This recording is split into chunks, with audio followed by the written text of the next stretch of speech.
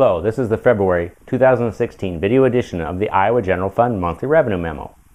My name is Jeff Robinson, Senior Fiscal Analyst for the Iowa Legislative Services Agency, the nonpartisan support agency of the Iowa Legislature. Net General Fund revenue increased 8.1% in February when compared to February 2015, with net revenue increasing $44.4 million. Net revenue growth in February was dominated by a reduction in the amount of individual income tax refunds issued. Last year, 92,000 more income tax refunds were issued during February than during February of 2016.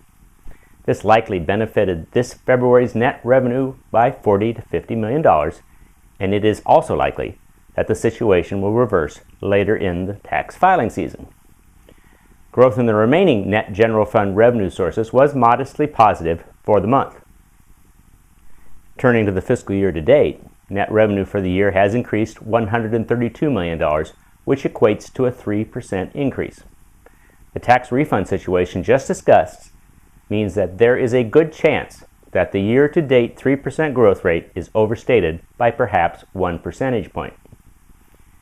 Individual and corporate income tax, when combined with sales and use tax and when adjusted for refunds issued during the year, accounts for around 90% of Iowa's general fund revenue. This table provides revenue growth from these three sources for cash fiscal year 2016 through the end of February and for the same period for 3 of the past 4 fiscal years. Fiscal year 2014 is omitted as state and federal tax changes significantly impacted net revenue growth that year.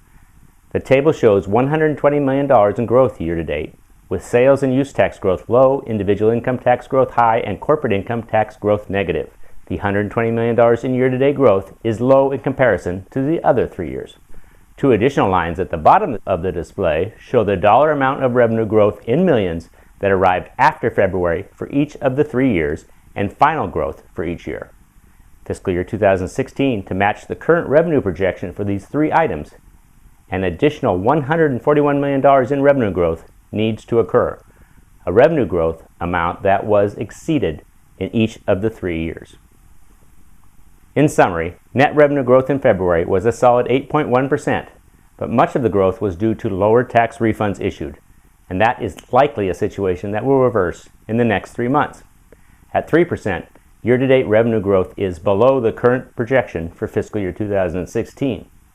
But a look at the results of the 3 previous years indicates that the needed revenue growth is still possible through the remaining 4 months of the year.